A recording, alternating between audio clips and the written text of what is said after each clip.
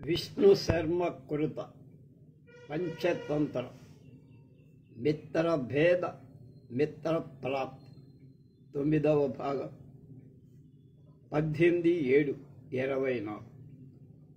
ఒక వడ్రంగి సాలెవాడు ఒక రాజకుమారుని చూస్తారు. ఒకడు అందులో ఆమె మీద మనసు పారేసుకుంటాడు.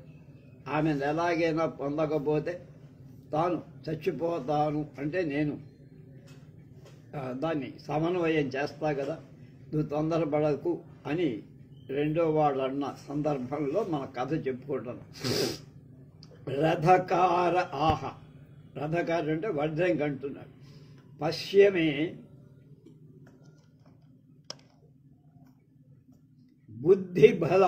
బుద్ధిబలం ఏవమభిధాయ తక్షణాత్ కీల సంజారిణం వైనతేయం బహుయుగలం వాయుజ వృక్షదారుణా కంఖచక్ర గదా పద్మాన్వితం స కిరీట కౌస్తుభమకుటయత్ తతస్తస్మిన్ కౌలికం సమారోప్య విష్ణుచిహ్నితం కృత్వా కీల సంజరణ విజ్ఞానంచ దర్శయిత్వా ప్రోవాచ. రథకారుడు ఇలా అన్నాడు, నా బుద్ధి బలం చూడరా మిత్రమా. అలా అని తక్షణమే వాయుజ వృక్షం అంటే గాలిలో తేలిపోయే ఒక చెట్టు కర్రతో కీల సంచారి అయిన యంత్రంతో పనిచేసే గరుత్మంతుడిని నిర్మించాడు. అంటే కృత్రిమ గరుత్మంతుడు. అది ఒక గాలిలో ఎగురుతుంది అన్నమాట. అంటే మన విమానంలాగా హెలికాప్టర్. 2 రెక్కలు దానికి అమర్చాడు. దానికి శంఖం, చక్రం, గదా, పద్మం, కిరీటం, కౌస్తుభమణి కూడా దాన్ని తయారు చేసి పెట్టాడు. తరువాత ఆ గరుడిపై సాలివాణ్ణి ఎక్కించాడు. అతన్ని శంఖ చక్రాది చిహ్నాలు కలవాడిగా చేశాడు. వాడికి విష్ణు అలంకారం పెట్టారు. యంత్ర గరుడుని నడిపే విజ్ఞానం ప్రదర్శన పూర్వకంగా నేర్పి దాన్ని ఎలా నడపాలో ఆ వాయువేగంతో పనిచేసేటువంటి ఆ గరుత్మంతుడు, కృత్రిమ గరుత్మంతుడు ఎలా నడపాలో వాడికి అన్నీ నేర్పారు. వయస్యా అనేన విష్ణురూపేణ గత్వా కన్యాంతఃపురే నిషిధే తాం రాజకన్యాం ఏకాకినీం సప్తభూమికా ప్రాసాద ప్రాంతగతాం ముగ్ధస్వభావాం త్వాం వాసుదేవం మాన్యమాన స్వకీయమిచ్ఛావక్రోక్తిభిః రంజయిత్వా వత్సాయనోక్త విధినా భజ. కౌలికోపి తదా కన్య తథా రూపస్తత్ర గత్వా తాం ఆవహ. రాజపుత్రి సుప్తా కిం వా జాగర్హి అహం తవ కృతే సముద్రాత్ సానురోగో లక్ష్మీం విహాయైవాగత తత్ క్రియతాం మయా సహ సమాగమః ఇది. అప్పుడు వాడాడు, మిత్రమా, ఈ విష్ణు రూపంతో అర్ధరాత్రి కన్యా అంతఃపురానికి, నువ్వు ఎవరిని ప్రేమించావో ఆమె అంతఃపురానికి, రాకుమారి అంతఃపురానికి వెళ్ళు. 7 భూమికల 7 ద్వారాలు ఉంటాయి. దానిలోని ప్రసాదం చివరి భాగంలో ఒంటరిగా ఉండే రాజకన్యను చూడు. నిన్ను చూసి వాసుదేవుడిగా అనుకొని, అంటే విష్ణుమూర్తి, ఆ ముద్దరాలిని నువ్వు రంజిల్ల చేసి కామశాస్త్రం ప్రకారం అనుభవించు. కౌలికుడు దాన్ని విని అలాంటి రూపంలో అక్కడికి పోయి ఆమెతో ఇలా అన్నాడు, రాజపుత్రి, నిద్రిస్తున్నావా లేక మేల్కొన్నావా? నేను నీకోసం అనురాగంతో క్షీర సముద్రం నుండి లక్ష్మీదేవిని వదిలి నీకోసం వచ్చి కనుక నాతో రా అన్నాడు. సాపి గరుడారూఢం చతుర్భుజం సాయుధం కౌస్తుభోపేతమవలోక్య సవిస్మయ శయనాదుత్థాయ ప్రోవాచ. భగవన్ అహం మానుషీ కీర్తికా శుచి భగవాంస్తైలోక్య పావనో వందనీయశ్చ తత్కథమేతద్యుచ్యతే.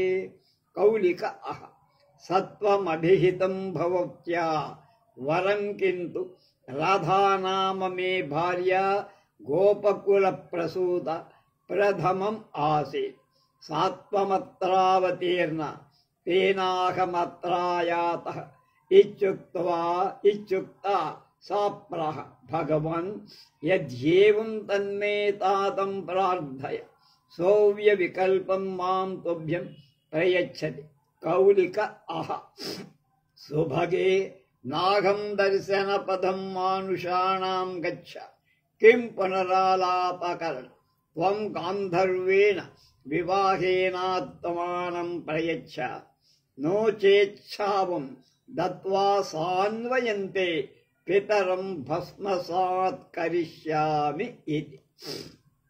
ఆమె రాజకన్య గరుడారూఢుడు చతుర్భుజుడు ఆయుధయుతుడు కౌస్తుభమణి ధరించినవాడు అయిన వాణ్ణి చూసి ఆశ్చర్యపడి తటాలున నటక నుండి లేచిరాను. భగవాన్, నేను మీ నవకన్య పురుగులాగా అపరిశుద్ధం. భగవానులైన మీరు త్రిలోక పావనులు, వందనీయులు, అందరి చేత నమస్కరింపతగినవ. అలాంటప్పుడు ఈ సంబంధం నాతో పెళ్లి ఎలా యోగ్యమవుతుంది అని అడిగి, అప్పుడు ఆ కౌలికుడు సాలెవాడు ఇలా, సుందరి, సౌభాగ్యవతి, నువ్వు నిజం చెప్పావు, కానీ రాధ అనేటువంటి నా మొదటి భార్య ఉందే, గోకులంలో పుట్టి ఆమెయే నువ్వు ఇక్కడ అవతరించావు. ఆమె తర్వాత జన్మలో నువ్వే పుట్టావు. అందుచేత నేను ఇక్కడికి వచ్చి ఇలా చెప్పగా ఆమె అంది, దేవా, అలా అయితే మా తండ్రిని అడగండి, ఆయన నిస్సంకోచంగా నన్ను సమర్పిస్తాడు. అప్పుడు శుభలక్షణ, నేను మానవులకు బండారం బయటపడుతుంది కదా, ఇక మాట్లాడటం కుదరదు. నువ్వు గాంధర్వ వివాహ పద్ధతితో నిన్ను నాకు అర్పించుకో, లేకపోతే శాపం ఇచ్చి వంశ సమేతంగా మీ తండ్రిని భస్మం చేస్తాను అన్నాడు వీడు గాంభీర్యం. ఏవమభిధాయ గరుడావదీర్య నవ్యే పాణౌ గృహీత్వా తాం సభయాం లసభ్యాం వేపమానం శయ్యాయామానయత్. తతశ్చ రాత్రిశేషం యావద్వ్యాఖ్యాయనోక్తి విధిన నిషేవ్య ప్రత్యూషే స్వగృహం అలక్షితో జగ. ఏవం తస్య తాం నిత్యం సేవమానశ్చ కాలో యత్ అధ కదాచిత్ కంచాకినస్తస్య అధరోష్ట ప్రవాళఖండన్ దృష్ట్వాం ఇధః ప్రోచుః. అహో వశ్యతాస్యా రాజకన్యాయాః పురుషోపభుక్తాయ ఇవ శరీరావయవ విభ్యావ్యంతే తత్కథమయం స్వరక్షితేస్మిన్ గృహ ఏవం విధవ్యవహారః తద్రాజ్ఞే నివేదయామ. అలా కౌలికుడు కంసాదివాడు గరుడి నుండి దిగాడు. ఆమె ఎడమ చేతి పట్టుకున్నాడు. భయంతో సిగ్గుతో వణకుతుండే ఆమెను శయ్య మీద చేర్చాడు. మిగిలిన రాత్రంతా ఆమెతో క్రీడించాడు. ఉషకాలంలో ఎవరికీ కంట పడకుండా ఇల్లు చేరేశారు. ఇలా రోజు ఆమెను అనుభవిస్తూ కాలం గడుపు. అప్పుడు ఒకనాడు అక్కడుండేటువంటి భటులు దొండపండు వంటి ఆమె పెదవి కొరకబడి ఉండగా రాజకుమారి తమలో తాము ఇలా అనుకున్నారు, చర్చించుకున్నారు. ఆహా, చూడండి, ఈ రాకుమారి శరీర అవయవాలు పురుషుడి చేత అనుభవించబడినట్లు కనపడు. సురక్షితంగా మనం ఇంతమంది కాపలా కాస్తుండగా ఈ ఇంటిలోకి ఇలాంటి పని ఎలా జరిగింది, ఎవరు వచ్చారు కనుక దీనివల్ల ఈ విషయాన్ని మనం రాజుగారికి చెప్పాలి అను. ఏవం నిశ్చిత్య సర్వే సమేత్య రాజానం ప్రోచు. దేవా, వయం న విద్మః వరం సురక్షితే పి కన్యాంతఃపురే కశ్చిత్ ప్రవిశతి తద్దేవః ప్రమాణం ఇది. తచ్చుత్వా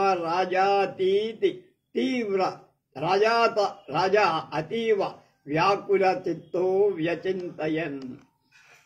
పుత్రేతి జాతా మహతీహ చింత కస్మై ప్రదేయేతి మహన్ వితర్క దత్వా సుఖం ప్రాప్స్యతి వా న వేతి కన్యాపితృత్వం ఖలు నామ కష్టం తద్యశ్చ నార్యస్య నదృక్ప్రభావ తుల్యాని కులాని కులాని తాసాం తోయైశ్చ దోషైశ్చ నిపాతయంతి నజ్యో హి కులాని నార్యః జననీ మనోహరతి జాతవతీ పరివర్ధతే సహసుచా సుహృదాం వరసాత్కృతాది కురుతే మలినం దురతిక్రమాః దుహితరో వివధః ఏవం బహువిధం విచించ దేవీం రహస్థాం ప్రోవ. ఇలా అనుకొని అందరూ కలిసి రాజుగారి దగ్గరకి వెళ్ళి ఇలా చెప్పారు, ప్రభు మాకేం తెలియదు, కానీ మంచి రక్షణ ఉన్న మన అమ్మాయి గారి అంతఃపురంలో ఎవడో ప్రవేశిస్తున్నారు. మీ మీద ప్రభువుల ఇష్టం, మేము చెప్పం, మీరేం చేసుకుంటారు. దాన్ని విన్న రాజు చాలా కలత చెంది ఇలా అనుకున్నారు, కూతురు పుట్టింది అనగానే ఈ ప్రపంచంలో గొప్ప విచారం కలుగు, ఆ తర్వాత ఎవరికి ఇవ్వాలి అనేటువంటి సమస్య ఏర్పడు, తర్వాత కన్యాదానం తర్వాత భర్తతో ఆమె సుఖంగా అనుభవిస్తోందా సుఖాన్ని లేదా అనే అనుమానం వస్తుంది. కనుక కన్యాపితృత్వం అంటే ఆడపిల్లకు తండ్రి కావటం కష్టం లోకంలో. నదులకు నారులకు స్త్రీలకు సమానమైన శక్తి ఉంది. నదులకు 2 కులాలు ఒడ్లు ఉంటాయి, ఇటు ఒడ్డు అటు ఒడ్డు. స్త్రీలకు 2 కులాలు, తల్లి కులం భర్త కులం. కనుక ఈ సంబంధం ఉంది. నదులు వరదల నీటి చేత తమ 2 ఒడ్లను, స్త్రీలు తమ దోషం చేత 2 కులాలను భ్రష్టం చేస్తారు. ఆడపిల్ల పుట్టగానే తల్లికి విచారం, పుట్టిన తరువాత సహృదయులైన కుటుంబీకులు మొదలైన వాళ్ళ దుఃఖం కూడా పెరుగు. వివాహం ద్వారా భర్త అధీనం చెయ్యబడిన ఏదైనా మలిన కర్మ చేస్తూ ఆడపిల్లలు అనే ఆపదలను భరించటం చాలా కష్టం. దురతిక్రమా దుహిత రో విపద అన్నాడు, అది గొప్ప మాట.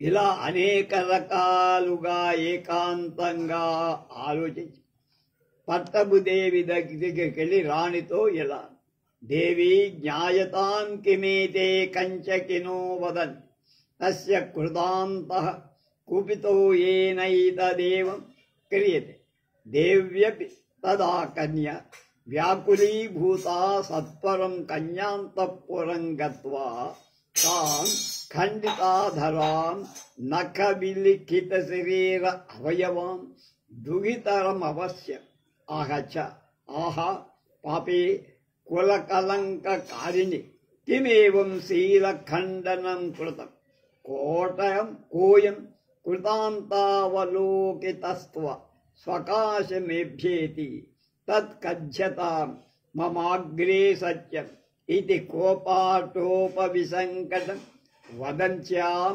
మాతరి రాజపుత్రి భయలజ్జనతాననం ప్రోవాచ్.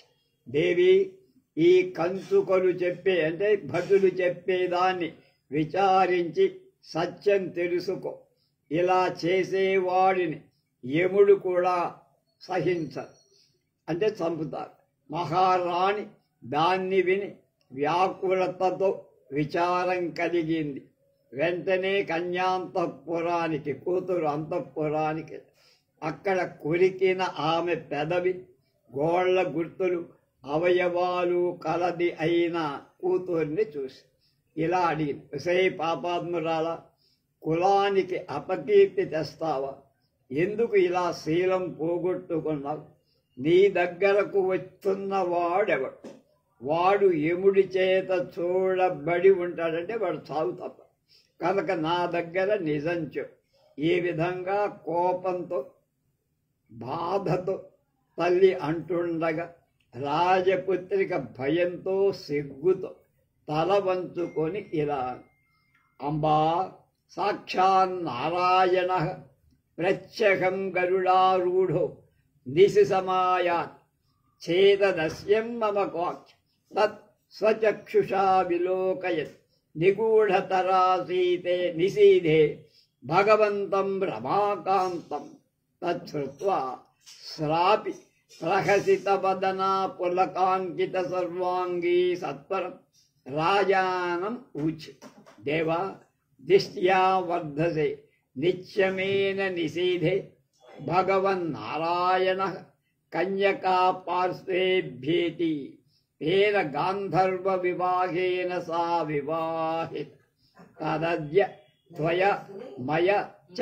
రాత్రౌ వాతాయనతా భాగ్యాం దీధేన వాతాయన గతాభ్యం నిషీధే ద్రష్టవ్య తతో నన మానుషైః సహాలావం కరోత్ తచ్ఛ్రుత్వా హర్షితస్య రాజ్ఞస్తద్దినం వర్షశతప్రాయమివ కథంచంజగామ. అమ్మా, సాక్షాత్తుగా శ్రీమన్నారాయణుడు ప్రతిరోజు రాత్రి వేళ గరుడ వాహనంతో ఇక్కడికి వస్తున్నా.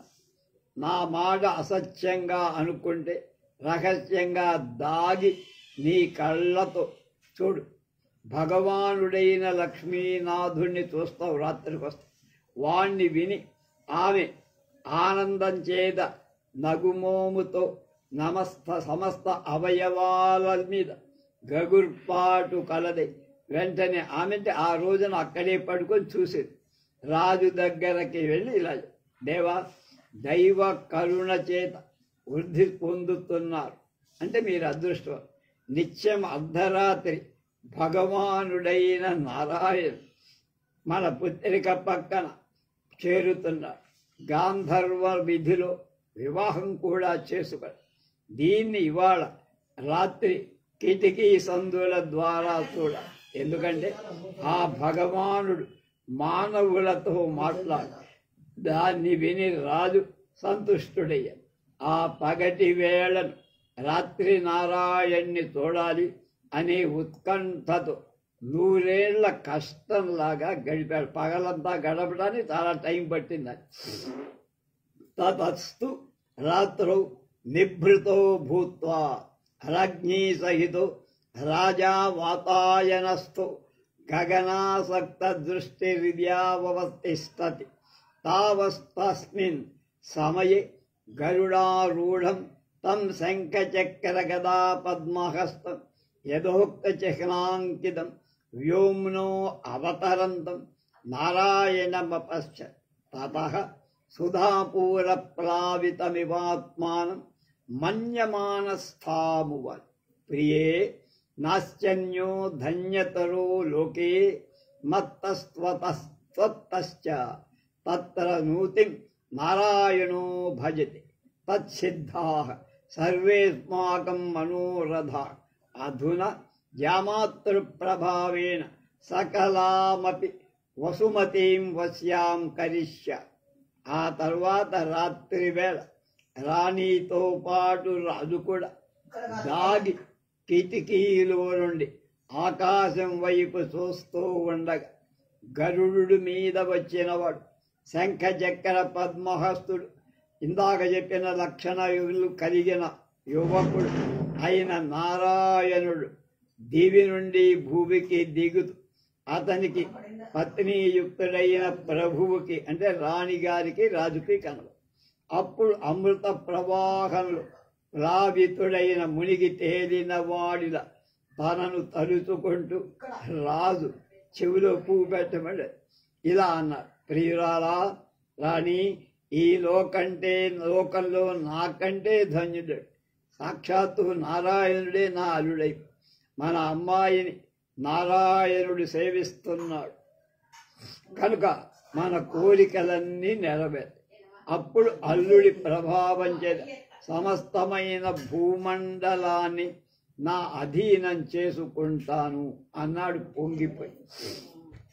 ఏవం నిశ్చిత్త సర్వైః సీమాధిపైః సహ మర్యాదా వ్యతిక్రమకరోత్ తే చ తం మర్యాదా వ్యతిక్రమేణ వర్తమానమాలోక్య సర్వే సమీచ్యతేన సహ విగ్రహం చక్రు.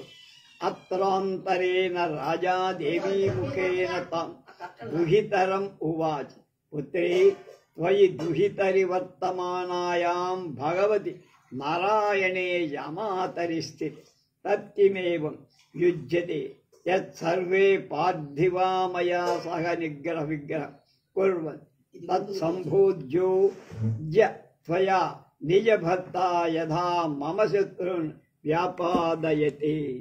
ఇలా అనుకొని సరిహద్దు రాజులందరి విషయంలో సరిహద్దులు ఉల్లంఘించాడు, విరోధం పెట్టుకున్నాడు. మనకే నారాయణుడే మన కృష్ణమూర్తి మా అల్లుడిగా ఎవడన్నా నేను పీకుతాడు అనుకున్నాడు కనుక ఒక్కొక్కడిని ఓడించి జయిస్తాం. వాళ్ళు అతడి సరిహద్దులు దాటట అంటే ఇదివరకు చేసుకున్న సంధి భగ్నం చేసి దురాక్రమణ చేయటం ఈ రాజు తెలుసుకొని అందరూ ఏకమైపోయారు. అంటే వీడి శత్రువు రాజులందరూ ఏకమై అతడితో యుద్ధం చేసి అప్పుడు ఆ రాజు భార్య ద్వారా బిడ్డతో ఇలా చెప్పించాడు, పుత్రి నువ్వు పుత్రికగా పుట్టి ఉండగా భగవానుడైన నారాయణుడు మనకు అల్లుడై ఉండగా రాజులంతా నాతో యుద్ధం చేయటం సముచితమా? అందుచేత నువ్వు నీ భర్తకు నా శత్రువులను చంపాల్సిందిగా చెప్పు.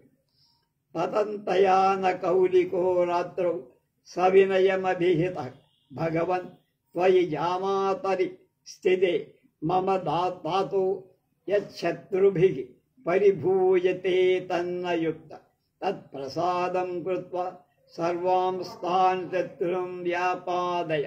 కౌలిక అహ స్వభగే కియన్మాత్రాస్త్వేతే తవ పితుః శత్రవః తద్విశ్రబ్ధా భవ. క్షణేనాపి సుదర్శన చక్రేణ సర్వం స్థిలసః ఖండయిష్య. అద గచ్చతా కాలేన సర్వదేశం శత్రుభిః రుద్వాస్య న రాజా ప్రాకారశేషః కృతః. తథాపి వాసుదేవరూపధరం కౌలికమజానన్ రాజా నిత్యమేవ విశేషం. కర్పూరాగరు కస్తూరికాది పరిమళ విశేషాన్ నానా ప్రకార వస్త్ర పుష్ప భక్ష్య పేయాంశ్చ ప్రేషయన్ దుహితృముఖేన తమూచ. భగవన్ ప్రభాతే నూనం స్థానభంగో భవిష్యత్ తతో తవ యవసే అంధనక్షయః సంజాతస్తతో సర్వోపి జనః ప్రహారైర్జరిత దేహః సంవృత్తో యోద్ధుమక్షమః ప్రచురోమృతశ్చ. తదేవం జ్ఞాత్వాత్ర కాలే యదుచితం భవతి తద్విధేయం ఇది. అప్పుడు ఆమె రాజపుత్రి రాత్రి వేళ ఆ కంసాలి కౌలికుడితో అంటే వేషం వేసిన నారాయణ వేషం వేసిన వాడు విరయంగా, దేవా మీరు అల్లుడై ఉంటే నా తండ్రి శత్రువుల చేత అవమానింపబడటం న్యాయమా? కనుక దయ ఉంచి నా తండ్రి శత్రువులను చంపాయి. అప్పుడు కౌలికుడు ఇలా అన్నాడు, కంసాలి నీ తండ్రికి శత్రువులు ఎంత మాత్రం నమ్మకంగా ఉండు, వాళ్ళనంతా చిటికలో లేపేస్తా అన్నాడు. క్షణంలో సుదర్శన చక్రం చేత అందరినీ నువ్వుల్లా ముక్కలు ముక్కలుగా ఖండిస్తాను అని కొంతకాలం గడువగా శత్రువులు రాజ్యమంతా ఆక్రమించారు. వీడు అంటూనే ఉన్నాడు, వాడు వస్తూనే. కోట మాత్రం రాజుకు మిగిలింది, మిగతా అంతా వాడు నొక్కేశారు. అయినా రాజు వాసుదేవ రూపంలో వచ్చేవాడు అని కాలివాడు అని తెలుసుకోలేకపోయారు. కనుక నిత్యం విశేషించి కర్పూరం, అగరు, కస్తూరి మొదలైన సుగంధి ద్రవ్యాలు బహువస్త్ర పుష్ప భోజన పానీయాలు పంపుతూ పుత్రిక ద్వారా ఇలా చెప్పించాడు దేవా, ప్రాతకాలానికి తప్పక స్థానభంగం అంటే శత్రువులు కోటను ఆక్రమించడం జరుగుతుంది. కోటలో యవనులు అంటే అశ్వాదుల యవలు అంటే మనం గోధుమ మొదలై ఆహారం కట్టెలు మొదలైన వాటికి కూడా కొరత వచ్చి తగ్గిపోయినాయి. అలాగే సైనికులంతా శత్రువుల దెబ్బతల చేత దెబ్బతినిపోయారు కనుక వాళ్లకు యుద్ధం చేసే శక్తి కూడా చాలామంది చచ్చిపోయారు. ఇదంతా మీరు ఈ సమయానికి తగినట్టు చెయ్యండి, మా నాన్నని కాపాడండి. తచ్చుత్వా కౌలికో వ్యచింతయత్ స్థానభంగే జాతే మమానయా సహ వియోగో భవిష్యతి తస్మాత్ గరుడమారుహ్య సాయుధమాత్మానమాకాశే దర్శయామి కదాచిన్మాం వాసుదేవం మన్యమానాస్తే సాశంక రాజ్ఞో యోధృభిర్హన్యంతే ఉక్తశ్చ. పెద్దలు ఏం చెప్పారు? నిర్విశేషాని సర్వేణ కర్తవ్యా మహతీ ఫణ విషం భవతు వామాభూత్ ఫణాటోపు భయంకర.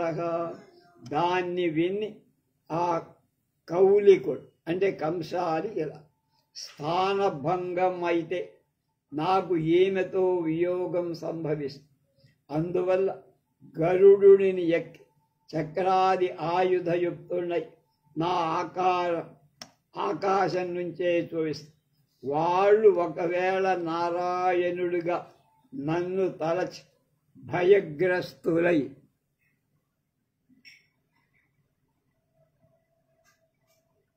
ఈ రాజు సైనికుల చేత చంపబడు. పెద్దలు ఏం చెప్పారు పూర్వం? విషం లేని పాము కూడా పడగను పెద్దదిగా చెయ్య, లేకపోతే జనం భయపడి కొడతారు. కనుక విషం ఉండని లేకపోయి ఫణాటోపం భయంకరంగా ఉండాలి, బుస్సుమనాలి గట్టిగా. అథవా యది మమ స్థానార్థముద్యస్య మృత్యుర్భవిష్యతి తదపి సుందరతరం ఉక్తంచ. పెద్దలు ఏం చెప్పారు? గవామధ్యే బ్రాహ్మణార్థే స్వామ్యర్థే స్త్రీకృతే ధవ స్థానార్థే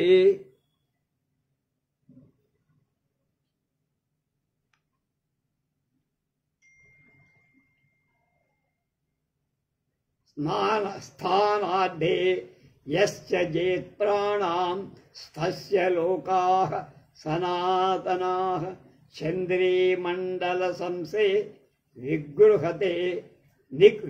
విగృహ్యతే రాహుణ దీనాధీనః శరణాగతేన సార్ధం విపదతి చేజస్వినాం శ్లాఘ్యా.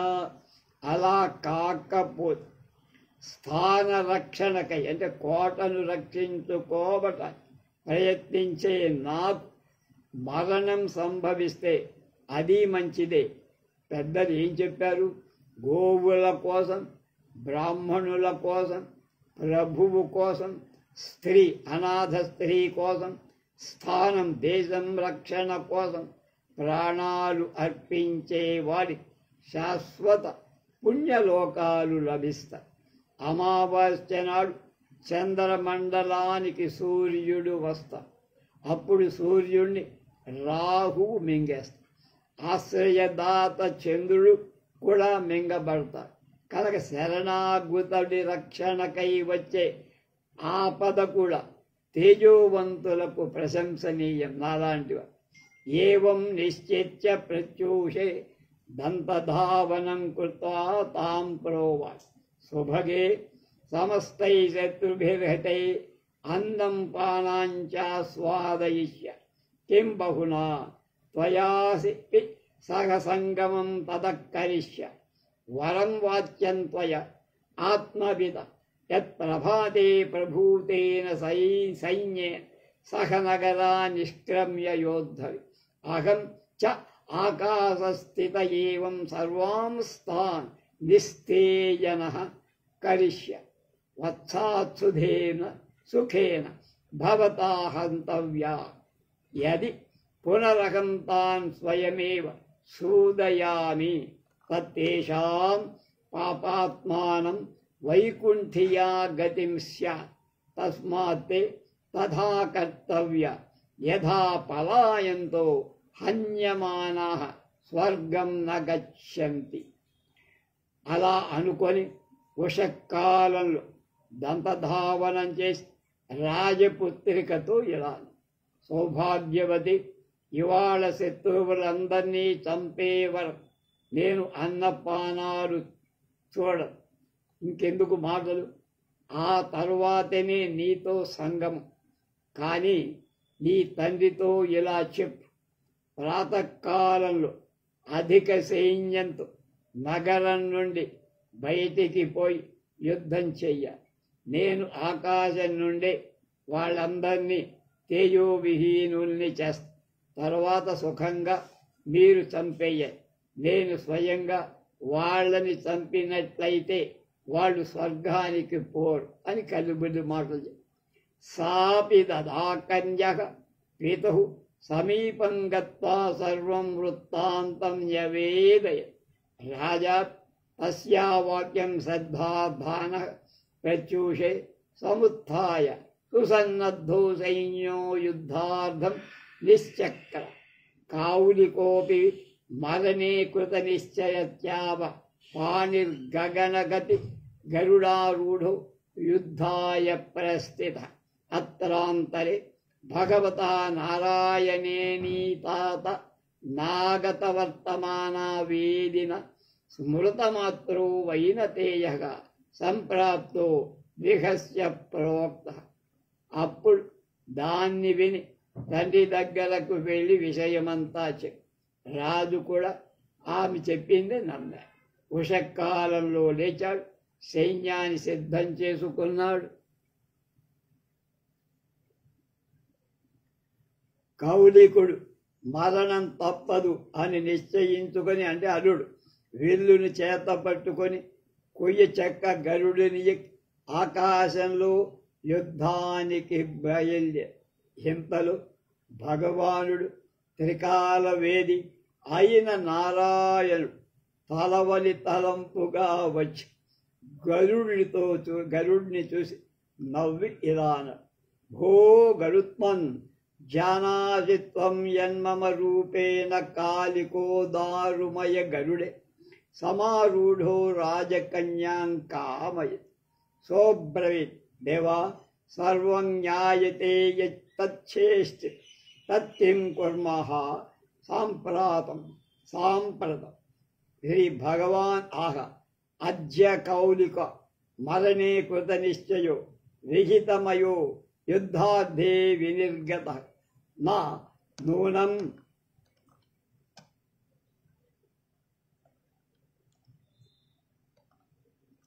ప్రధాన క్షత్రియైర్మిలిత్వా వాసుదేవో గరుడశ్చ నిపాతితః. తతః పరంలోకే యమావయో పూజాం న కరిష్యతి. తతస్త్వం ధృతతరం తత్ర దారుమయ గరుడే సంక్రమణం కురు. అహమపి కౌలిక శరీరే ప్రవేశం కరిష్య ఏన సశత్రూన్ వ్యాపాదయ.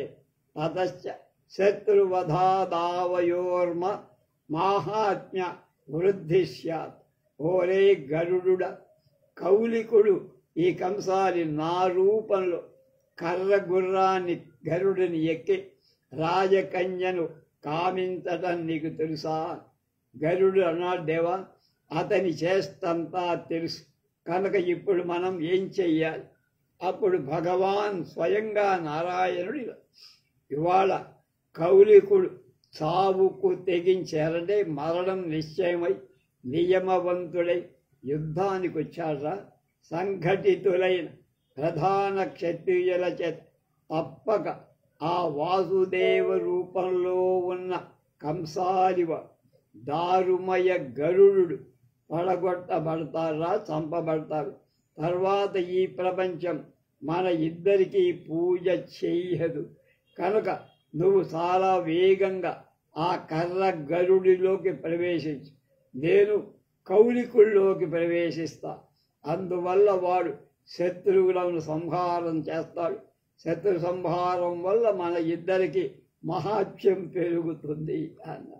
అధ గరుడే తదేతి ప్రతిపన్ని శ్రీభగవన్నారాయణ శరీరే సంక్రమణ కరో తతో భగవాన్ మహాత్మ్యేన గగనంద సకౌలిక శంఖచక్ర గదా చాపహనిత క్షణాదేవ లీలయేవ సమస్తాన ప్రధాన క్షత్రియా నిస్తేజనంచక తతస్తేన రాజ్ఞ స్వసైన్య పరివృతేన సంగ్రామే జిత విహతాశ్చ తే సర్వేపి శత్రవః జాతశ్చ లోకమధ్యే ప్రవాదో యథా అనేన విష్ణుజామాత్ర ప్రభావేన సర్వే శత్రవో నిహతా ఇతి.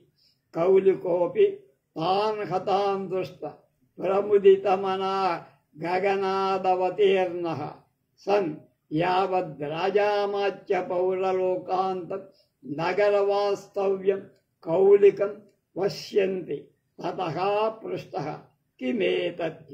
తతః సోపి మూలాదారభ్య సర్వం ప్రాగ్వృత్వాస్తం న్యవేదయ. తతశ్చ కౌలిక సాహసాను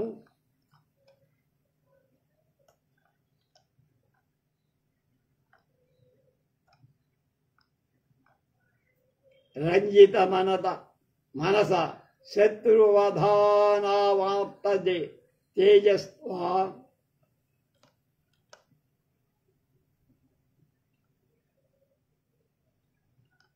రాజకన్యా సకల వివాహ విధిన తస్మై సమర్పిత దేశశ్చ పరదత్తతః. మొత్తం మీద వీడి మాయోపాయం సమగ్రంగా అది పూర్తయిపోయింది.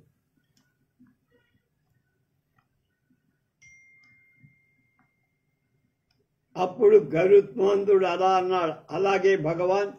అది కౌలికుడి శరీరంలోకి చేరాడు. భగవానుడి మహాత్మ్యం ఆ కౌలికుడి శంఖచక్ర గదా చాప చేలుతుడై క్షణంలోనే ప్రధాన క్షత్రియులందరినీ తేజోవిహీనులు చేశాడు. పిమ్మట శత్రువులందరినీ ఓడించాడు, అనేకులను సంహరించాడు. అప్పటికి ఈ రాజు తన అల్లుడైన విష్ణువు ప్రభావం చేత శత్రువులు చంపాడు అని జనంలో వాడుకబోయేది.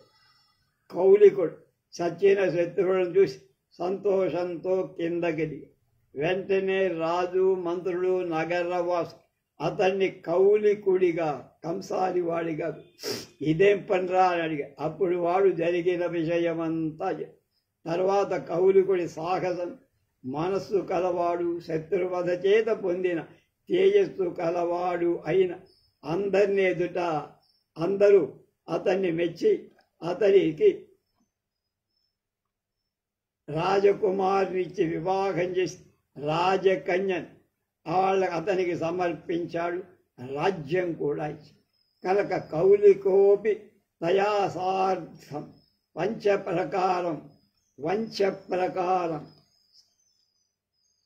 జీవలోకసారం విషయసుఖమనుభవం కాలం వినాయ అతస్తూచ్యతే సుప్రయుక్తశ్చ దంభస్య ఇతి. తచ్చుత్వా కరటక అహ భద్రే అస్త్వేవం వరం తథాపి మహన్నే భయం యతో బుద్ధిమాన్ సంజీవకో రౌద్రశ్చ సింహ యద్యపి తే బుద్ధి ప్రాగల్భ్యం తథాపి త్వం పింగళకాత్ నియోజయితు మరబద్ధ ఏవ దమనకః భ్రాతః అసమర్థోపి సమర్థ ఏవ. ఉక్తంచ పెద్దలు ఏం చెప్పారు? ఉపాయేన హి యత్ కర్మ తస్యః శక్యం పరాక్రమైః కాక్య కనకసూత్రేణ కృష్ణసర్పో నిపాతితః. కరటక అహ కథమేతత్ సోబ్రవీత్. వీడు మళ్ళా ఒక కథలోకి కౌలికుడు ఆమెతో మానవ లోకంలో సకలమైన సుఖాలు అనుభవించాడు. తర్వాత అందువల్ల అందరూ లోకంలో ఏమంటారు, ఇది సహజంగానే ఉంది, కానీ నాకు చాలా భయంగా ఉందయ్యా